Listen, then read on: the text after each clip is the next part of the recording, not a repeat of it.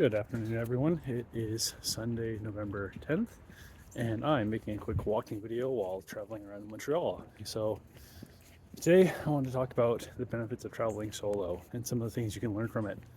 So, the first thing is whenever you want, you can change your plans. So, what does this mean?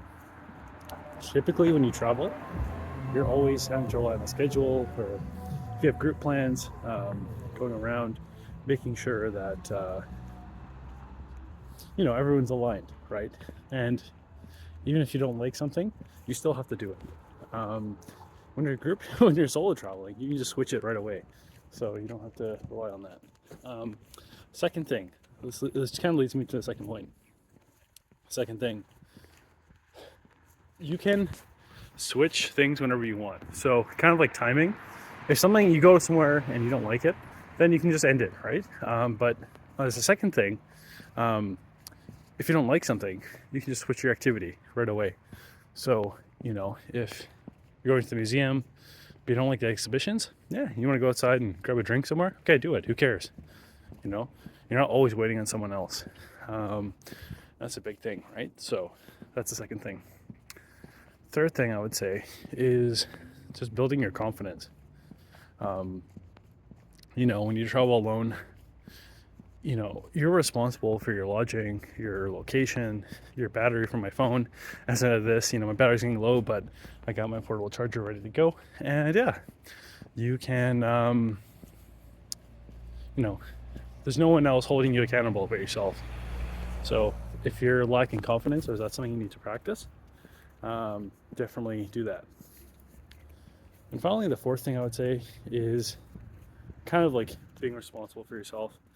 It's you build confidence.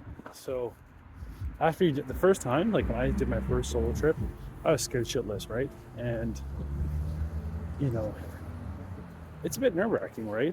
You don't know where you're going. If you get lost, your phone dies or something, you might have to ask people for directions and figure out where you are, right? That can be nerve-wracking for a lot of people. But if you're not used to that, and you do it once or twice, honestly, it's not that bad. It's like cold calling or business development, door knocking or something.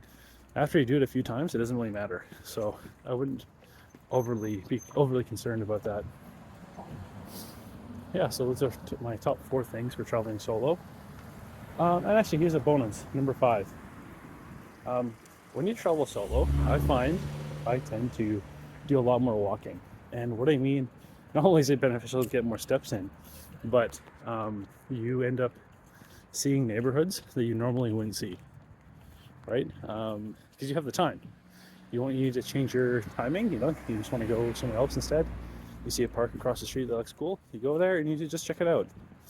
There's a lot less obligations when you're single and you're traveling solo. So for example, I didn't know I was going to go in this neighborhood, but I will show you a video here after. Yeah, just one sec.